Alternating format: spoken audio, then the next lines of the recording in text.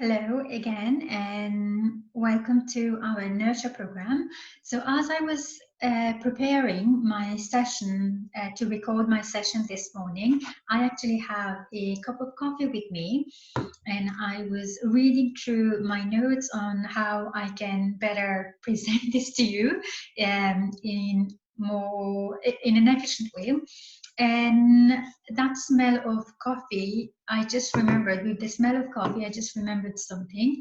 About 6, 7 years ago, myself and my husband, we were sort of in a new relationship. We were not so long together, about 3, 4 years, and we had 2 kids by then, and everything just were going so fast. And it was during the recession time in Ireland, and he had lost his job, and I had two newborn and my teenage daughter here in the house, so I had to be home and I wasn't working. So it was a very difficult time for us, and we used to have a voucher. I don't know how you call it where you are, but like in Costa or coffee shops, they used to have a stamp, and if you buy 4 or 5 coffees, and then you get one free.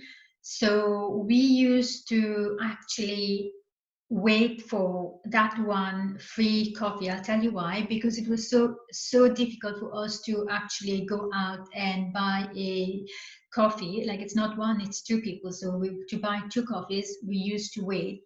That's how difficult this situation, our situation, financial situation was. But we used to enjoy that time and cherish that moment when we have a free coffee and we can go and say, oh, we got a free coffee. So of course we earned it as if, because we purchased 4 or 5 and then you get one free. I'm sure there's a proper word to explain this, but this is my simplest version of how I understand it. So we were talking about it yesterday, and this morning, while I'm having my cup of coffee and reading through my notes, I just remembered that conversation, and I remembered how we used to sit with 2 kids, 2 young kids. Their teenage children would be in school, and the young babies here in the double buggy. I had the double buggy beside my coffee, and then during the day, because he had lost his job, but he was trying to do sales job, something he was doing. Here and there, and we used to go for that coffee, and we would enjoy that moment, even if it was so difficult financially and we were trying to manage. We never went hungry, but of course it was difficult to do things that we wanted to do easily. I know somehow one of you would relate to what I'm speaking about now. So this coffee smell just reminded me of the conversation we just had yesterday about the same topic, about how we waited for one voucher to be available so we can go for that free coffee. And which leads me to our session today, which is understanding cravings and conquering them. And I also know that more you learn about your body, more you are in tune with yourself, you will be more empowered to tackle this craving. And cravings are something all of us have struggled with at times. So you're not alone if this is something you are dealing with too. And cravings can be triggered by many things, including sights, sounds, aromas, environment, stress, and more. Just like with my coffee now, that smell of coffee just brought me to the conversation I was having yesterday, and to the memory that we used to sit around the coffee shop with our 2 babies. So smell can be triggered. Cravings, sorry, can be triggered by smells as well. So my intention for this session is to educate you on how to deal with your cravings, and learning, and being in tune with your symptoms or your cravings, be more empowered and conquer them. So a perfect example of how craving can be triggered by many things is, remember when you would go to the shopping mall maybe, and the smell of freshly baked or cooked pastries, donuts, or the side of it, like it would be so wonderful and so inviting that you wouldn't be able to resist. So sights, sounds, aromas, environment, all of it triggers our cravings. So let's say an example of the smell of donuts probably would bring you to the time when you were a child and your mom and dad would bring you maybe to the mall and buy you a fresh donut, something like that, so that would be a trigger for you. So where this is coming from is what you need to know. Why is this trigger coming from?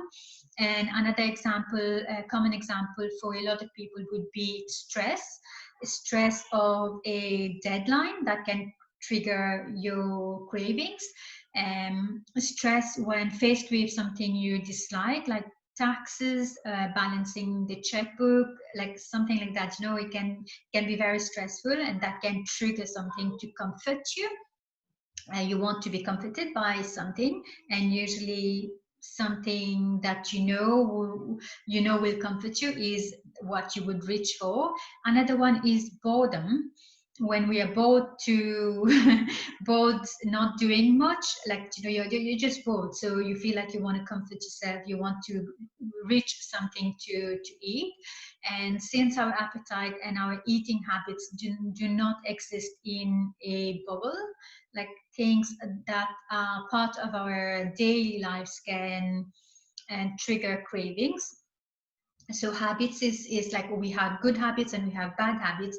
Every single thing that we do in our day to day is based on a habit that has been created for months and years, like getting off your bed, making your bed or not making your bed, going to take a shower in the morning or taking a shower in the evening, or reaching for a glass of water or your coffee in the morning. All these are habits created, and this is what we're going to be talking about. Like your triggers is happening, your triggers are happening, your cravings are happening, but you can choose to break those habits and conquer the cravings, or give up to your cravings and reach out for the sugary or the junk food, if you're not willing to break that habit.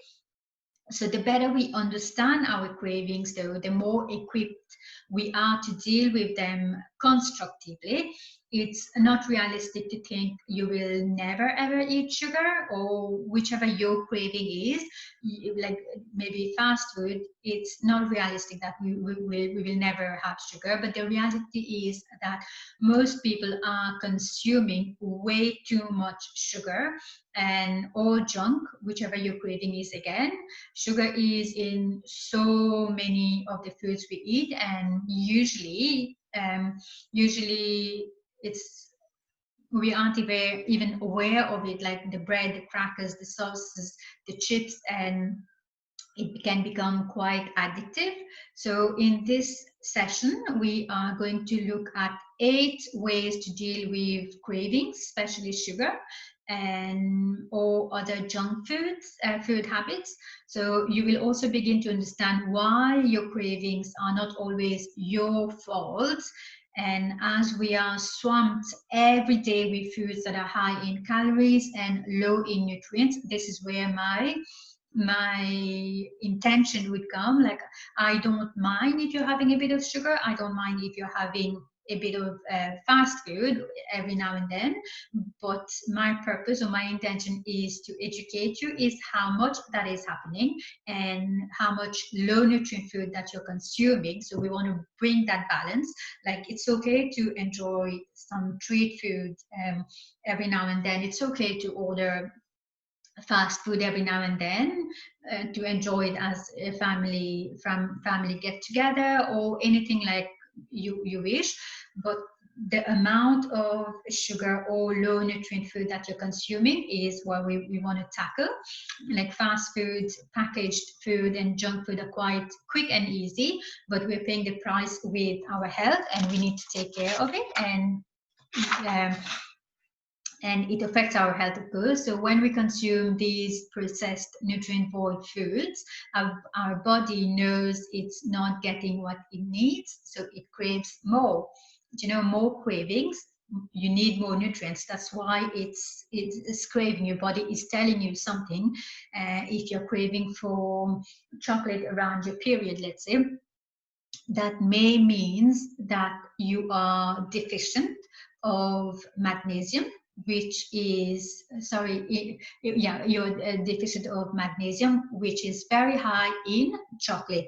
Like, I'm not talking about chocolate loaded with sugar. I'm talking about the real 100% cacao powder that has loads of nutrient in, like magnesium, potassium, iron, all those nutrients that we require as we are menstruating, or our body is preparing for menstruation. So that's why we have those cravings. Or if we are having we are having sugar craving, so that mean that you have some other imbalances that's happening in the body, and we need to look at it. Do not normalize your cravings. It's not normal for you to be craving fatty food. It's not normal for you to be craving sugary food. It's not normal for you to be craving chocolates. It's not your fault. There is something not quite working right in the body, and we want to tackle it, and it's completely doable. And but many times we're just giving our body more foods, but empty calories and lacking in nutrients. So I will go through explaining you the rest again. So I'll begin with the big one. Of course, everybody questions it, and let me tell you that I would eat a bit of a small piece of pastry, or one banoffee banana pie. Sometimes, if we are going out for a meal, I would eat a piece of pastry, but I don't have sugar in my house. I don't buy it. I do not buy sugar in my house. We don't serve it. Okay, just to be clear, that if we're going out, even if I'm going to meet my friends every few months, I would actually order a sweet treat for me because I like it. But let me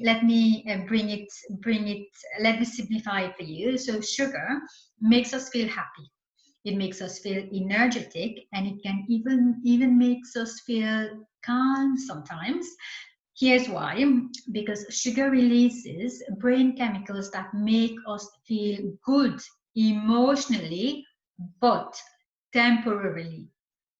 Okay, so following the rush of flavor, excitement, and comfort comes the crash. So it goes up and then comes the crash. And just when you are feeling up, you are likely to feel worse than you did before, and you had the sugar, so you won't so you're yeah sorry you are more likely to feel worse than you did before you actually ate it. So you want and need more. Like, it's addictive, and it can be a hard cycle to break. So your cravings are partially, I would say, not your fault. Did you know that the food companies hire food scientists to create foods and tastes and texture that are hard to resist?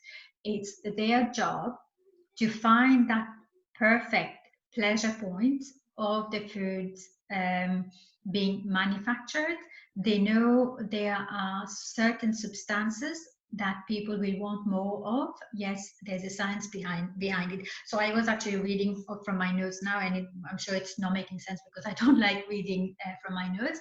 So if you are feeling the cravings, remember that you feel the rush, and then you feel down. So when you're going down, you have the brain fog, you feel like sleepy, lethargic, and your energy is lower, so you feel worse than before you had that sugar craving. So there may be some insulin imbalance then there, and blood sugar imbalance, which we can discuss more on our repair program when you work with me on one-on-one, or continue this program and learn more how you can balance your sugar level in a very natural way via this program and taking all the points that I have been discussing through our programs.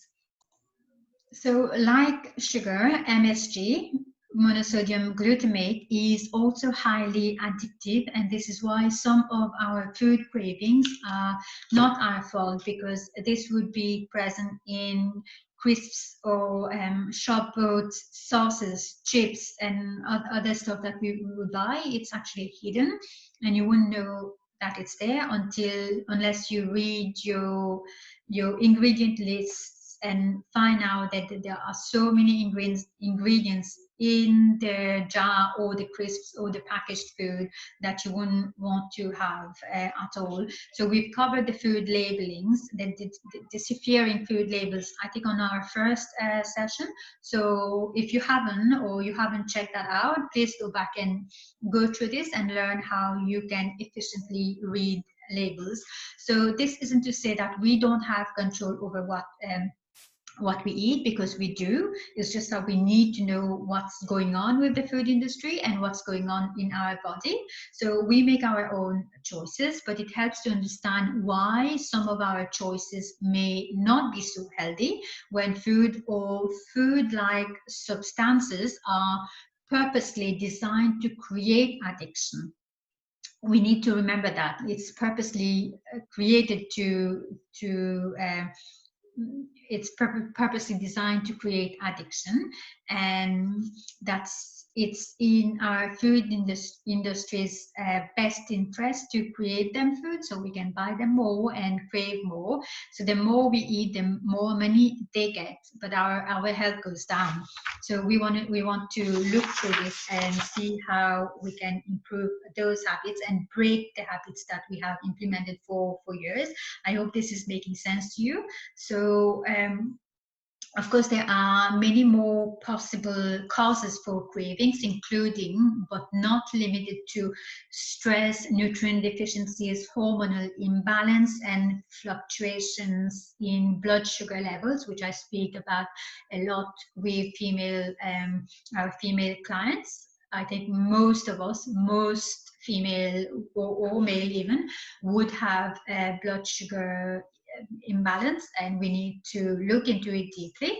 So there is another reason why it's good to keep a food journal, and if you haven't done so, download my food mood symptom diary, start filling it out, and if you wish, you can send it back to me and I will review it, and maybe within a few days, and I can send it back to you and let you know how you can improve maybe a few things. Like, you may be already doing so many good habits, but a few tweak maybe can be helpful in balancing those blood sugar imbalances, especially with PMS, cravings, insomnia, and a few more, acne, and a few more. So download my food mood symptom diary and let me know how you're getting on and what you are eating actually. Write them down and how you're feeling, how is your energy level, but most importantly, that food and mood diary will also show you what you're missing. Like, you may need some more nutrients, you may need some more veggies. It will also um, show what else you are missing. So you may also learn more about the triggers, like if you ate something that made you feel bloated, that gave you a skin rash or acne in the next few days, that night you didn't sleep, if you had some alcohol, let's say. So you will learn more about the triggers, which are often signals that change may also need to happen somewhere off your plate. And please note that if you have cravings that persist, please consult a nutritional therapist. If not me, find someone that you can work with, or maybe your doctor around your area, to determine if nutrient deficiencies and or hormones could be the cause.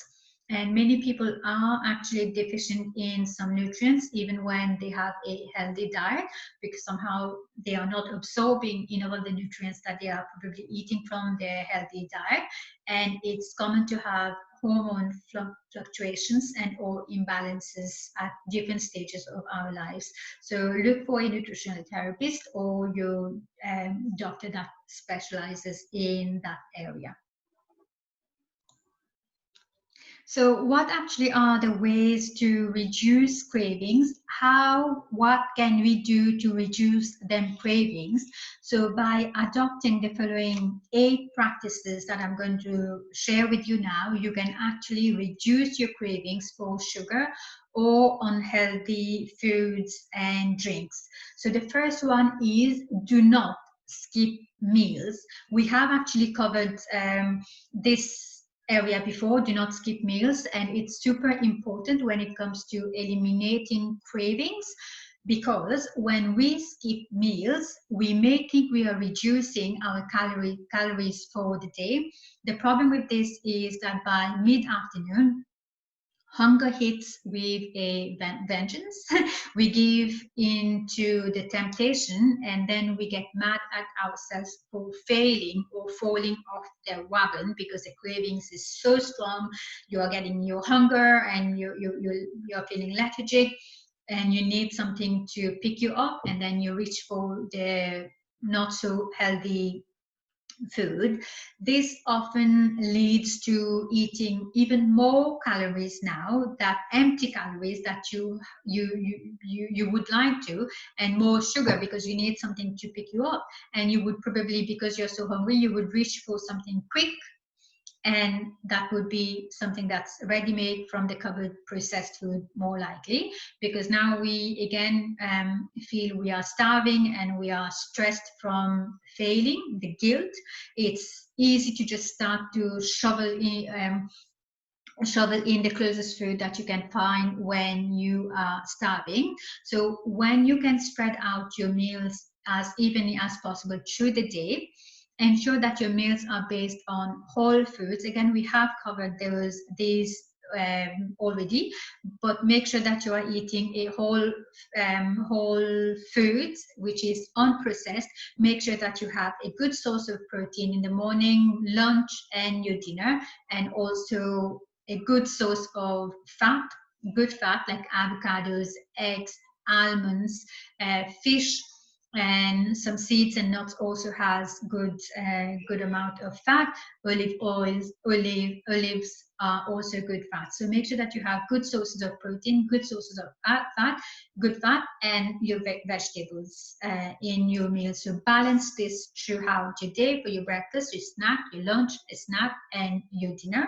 And that will help you regulate your blood sugar level and keep it stable, and you wouldn't be spiking up and down, and you wouldn't having the lethargy feeling and the hormonal imbalance and brain fog and sleepy during the day, and your mind will be more clear. You will have focus as an entrepreneur, as a mom, as a busy woman.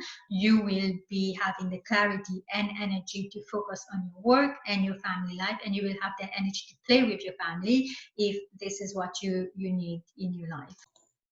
So the next tip is don't bring temptation home. So I always say your health begins from the time that you're going shopping. So my number one tip is that when you're going shopping, make sure that you are not hungry. Okay, so when you're going shopping, stick to the fresh fruits and vegetable aisle with your protein. Whatever you're bringing home, this is what you're going to eat.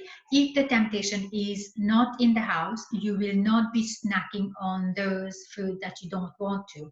Next one is to wash and chop your vegetables. So I always like to keep my fruits and veg at an eye level where the kids can just grab a fruit. If it's washed and all, they can grab a fruit, or sometimes carrots and cucumbers. It's all chopped and washed and it's in the fridge, or fruits, some fruits, bananas are on the counter, so they can go and reach it. I have also some almonds in one jar. I soak them. Sometimes I roast, sometimes I don't, but it's there in a jar. Whenever they feel like they want a snack, they can go and reach for some almonds and some fruits, which is okay. I don't mind. Whenever they want, they can go and have that. But whatever you buy, whatever you bring from the shop, that's what you're going to eat. And If it's not there, that's reducing your temptation to just go and have something. So don't bring temptation home. And this is my tip number. So our next tip is eat enough protein and healthy fat, which I also already covered on my first point. The low-fat diet craze caused people to fear all sources of dietary fat, including the healthy fats that our body desperately need to function properly. And healthy fat is crucial to providing essential fatty acids. Do you remember when I covered essential? When the word essential comes, that means your body can't produce it. Therefore, you need to you need to produce it from your diet. So your body is not able to produce those essential nutrients, essential amino acid or essential fatty acid. Therefore, you need to give it to your body. And those essential fatty acids, we need them to absorb some of the vitamins.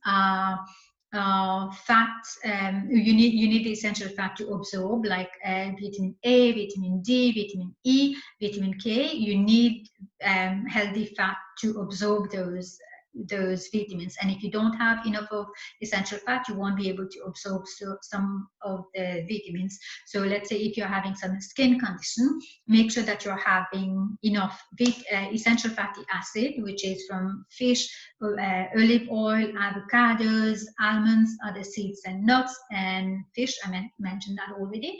And make sure that you have the essential fatty acids as well. So to make up for the lack of fat and taste in some products, the food companies add more sugar, and low-fat foods are not very filling, and which leaves us hungry again in a short period of time. This leads to eating more and like binge eating and snacking on other stuff that we want. So by eating more whole foods that are packed with nutrients our bodies need, we will eventually eat less junk or rubbish, because you're providing your body the nutrients that it needs to function in a simplified way. So while removing some of the junk food, try one thing at a time. Don't like change everything to overwhelm you and your family and your system in a way, but remove one thing. So let's say if you're used to eating Doritos, let's say some of the ingredients in that food product has something that you don't quite want. Maybe choose to go for something organic, and then add in a bit of protein and a bit of good fat with the organic tortilla, let's say. So organic tortilla, maybe introduce some guacamole and maybe a dip that will be like hummus, that will have some protein and some good fat as well. So make one change at a time, introduce that food, get used to the taste, get used to introducing into your family and to yourself. See how many ways you can vary the dips or the taste, like add a bit of cumin, add a bit of paprika, change the flavors and get used to making that recipe, creating that recipe, using it for lunch or for your dinners. Get used to that first, and then you move on to a different change. I don't know if I made sense there, what I'm explaining. So one change at a time. If you want to tackle your breakfast, pick five breakfast recipes. This is 5 healthy breakfast recipes that I'm going to make for the next few weeks. Get used to them recipes, get your family taste them recipes and the food, and get familiar with making them, and then move on to your lunch until you have this ready. And we're still talking about food cravings and conquering those cravings. So my number 4 tip is get a good night's sleep. So what does having a good night's sleep, or good night's sleep, has to do with your food cravings? But think about the night that you haven't had a good night's sleep. The following day, your energy is low and you constantly need something to pick you up to support your energy level. So your sleep is equally important to regulate your blood sugar level, and have a balanced energy level throughout your day. Therefore, you don't reach out for food that will require you to binge eat. So tiredness, stress, exhaustion, all trigger food binges. When we are tired, we actually get more stressed easily. And even research published in the American Journal of Human Biology shows that short or poor quality sleep is linked to obesity by deregulating appetite. So you and increased energy consumption. So you want to have a balanced hormone by having a good night's sleep, and you will need to binge eat to support your energy level through the day. Um, so signals from the brain which control appetite regulation are impacted by sleep restriction. So you want to make sure that you're having a good night's sleep, and our body craves more energy, and we get more energy from food, as we covered on fuel your body. So the food that you eat fuels your body. So we end up eating more if we are tired because we want more energy, and usually we end up making less healthy choices. So that's how your sleep is important. So the next one is be a food label detective, which I've also covered on deciphering food labels. So remember to go back and check every single ingredient that you are consuming on the packaged food that you buy, and some of the addictive addictive. Some of the ingredients that will be there may cause your cravings. So you want to be that detective who reads every single thing that you bring home from the ingredient list. I mean, so make sure that you're not consuming anything that makes your craving a little more difficult for you to resist. And yeah, you know it now, so you know what to do. So number 6 is first eat something healthy. See, when you are going through some of the changes to become a little healthier than you were before, it may be difficult to resist some of the temptations. It may be hard to actually just reach for something healthy, like who would crave for a banana than a piece of chocolate, right? So the cravings while you're transitioning will happen. But what can you do, or how can you manage and understand them cravings is when the craving is urging, like let's say if you feel like you want something sugary, maybe have a banana with a few nuts. That will settle down that sugar cravings, because in banana it's quite sweet, and there are some of the nutrients that will support your energy level. So actually the need for a pick me up sugar wouldn't be filled by something unhealthy, but something healthy by the banana and a few nuts, which has protein and good healthy fat that will release the sugar from the bananas gently, rather than giving you a spike, then you will crash. So we don't want that. So a banana with a few nuts, or apple, a slice of apple with a spread of almond butter with a sprinkle of cinnamon, one of my go-to snack. Or perhaps one day, if you're transitioning to no sugar, completely removing sugar, you will have some cravings. So maybe buy some medjool dates, like big juicy dates. So but because it's high and rich in sugar, you want to gently transition into no sugar at all. So one date, because they are big and like juicy medjool dates, have them with maybe 5 almonds. When those sugar cravings are coming, instead of having that chocolate that used to be there, maybe replace it with a bag of medjool dates. And when the sugar craving hits you, transition with the medjool dates with a few nuts, which has the protein and the good fat. So try those while you remove the sugar. So number 7 is satisfying your sugar cravings with healthy sweets, which I also covered on the tip number 6, which is first eat something healthy. So instead of going for the chocolate, reach out for a banana or an apple with some healthy fruits and nuts.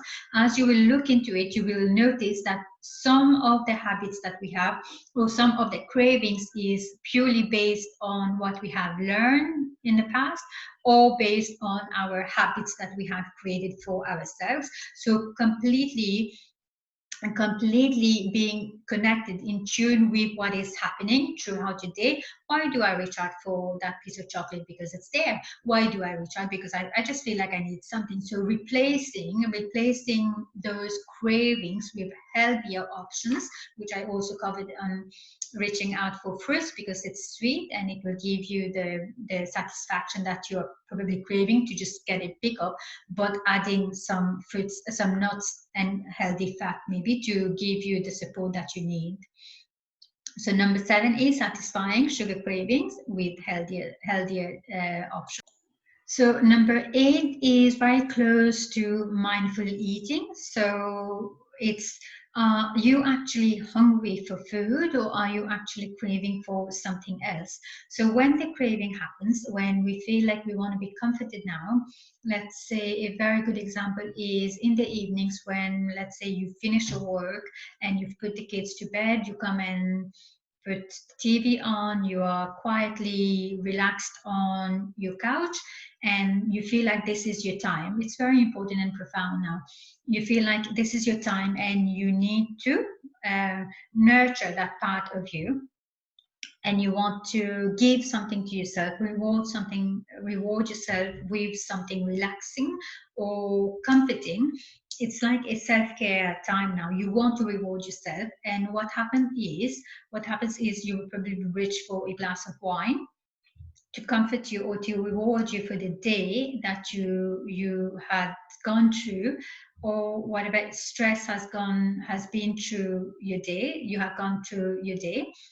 You want to reward yourself or a piece of chocolate.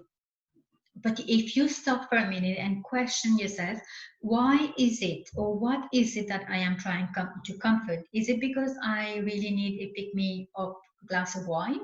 Or I want to feel good, like this 5 minutes after I put the kids to bed or I finish my work, I want to feel good. Why do I need to feel good? What is it that I am trying to comfort? So ask yourself those questions. Why am I reaching out for that glass of wine? Could I do something else that will also make me feel good? So I'll give you an example. So instead of reaching out for that piece of chocolate or that glass of wine, which is also going to make you feel good, okay, so that piece of chocolate and the glass of wine is going to make you feel good. What else could you do that is also going to nurture that part of you that is craving? It's not the food craving, there's a part of you that is craving, which is relaxation or feeling good about you. So are there any other options that you could pick or brainstorm that will make you feel good, like maybe paint, color? That maybe if this is what's going to make you feel good, you need to ask you that question. I'm suggesting a few things that makes me feel good in the evening. I like going to bed when everything is quiet, because daytime it's so busy and hectic with the kids and work. I like to just go to bed and have some quiet time and relax. I could listen to a podcast, I could color, paint, I could read a book, I could listen to music, I could just scroll on my phone, but that's my quiet time. It makes me feel like I'm breathing again and there's nothing else moving around me. So this is my good feel good moment, and that works for me. Sometimes going for a walk on my own, listening to a podcast or listening to the birds singing makes me feel good, and that soothes that part of me that was craving all days, like I'm going, and I'm now exhausted and I need to kind of relax. So when you sit down in front of the TV after putting the kids to bed or finishing your work, what is that part that you are trying to soothe or what is the part that you're trying to reward or comfort, and what are other options that you could pick to reward yourself because you are worthy and you have done such a great job all day, standing up on your feet, going. What can you do to nurture yourself now and reward yourself in a good way?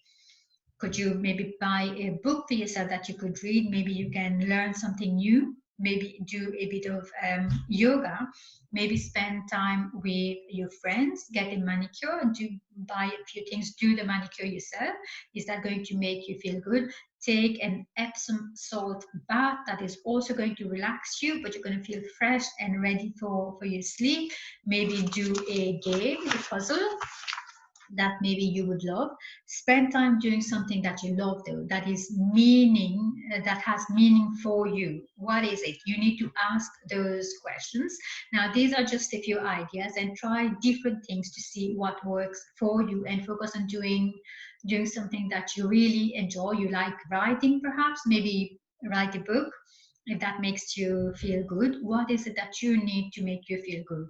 Remember, sometimes we crave food that when we are bored, because eating gives us something to do. Like we're just feeling the void. Like there's a void there when everything is quiet, and we are so uncomfortable, like in a rush to go and fill in the void. So let me know on our Facebook group what are one or two of the tips that you're going to use and what will make you feel good. I'm actually really excited to learn some of the things that you would do. So just a bonus and recap, and here is a tip for you. Stay hydrated, because most people don't consume enough water, and dehydration leads to cravings. Sometimes the hunger feelings is actually because of you are thirsty. So the next time you have cravings, you are having a craving, drink a glass of water, wait for 10 minutes and see if you still have the cravings. So to recap on what we spoke about today, here is a list of 9 ways to conquer cravings. Don't skip meals, because when you are super hungry, it's easy to make poor choices. Number 2 is don't keep it in the house. If it's not in the house, you will find something else to eat. Number 3 is eat enough protein and healthy fats. These keep you feel full for longer, and you will consume fewer calories without being hungry. Number 4 is get enough sleep. We eat more when we are tired. Number 5 is know what you are eating, hidden sugars and chemicals, and read the food labels. So number 6 is eat something healthy first before you give into your treats. Then you might not even want the sweets or junk food. Number 7 is use healthy sweets. Eat fruits instead of a treat with processed sugar. Number 8 is ask yourself if you're hungry, or is it something else beside food that you are craving. Number 9 is stay hydrated, drink plenty of water. So remember, when you understand the connection between what you eat, why you eat, and how you feel, you will feel more in control and be able to make better choices. So try to determine if some of the cravings are based more on habit or what you may be keeping in the house, and look at how to best address that to make changes. We don't need to feel guilty around food. We just need to understand our cravings better, so we figure out what we really need and do our best to make choices that support our health and our goals. So your to-do for this week is tune into your cravings. When do they happen? What are you craving and why? Are you tired, bored, or really hungry? Next is decide what you will try this week. For example, try eating more whole foods during the day and not skipping meals, and see what that helps, if that helps. Next is create your list of things you can do instead of focusing on food when you realize you aren't really hungry. So this is all from me today. I hope understanding cravings and conquering them will be easier for you as from now. And I really look forward to hearing what was one or two things that you've learned from this session and how you're going to deal with it this week. And remember, it's all based on our habits that we have created or we will create. And creating habits take time, a long time, a lot of time. So invest into creating your habits. Be consistent, make it small, be persistent, one habit at a time. And don't forget to download my food mood symptom diary and keep track of your energy level and the food that you probably are the food that you are eating, and the food maybe you may need to introduce a little bit more. And don't forget to share all your findings and your tips on our Facebook group. Until next time.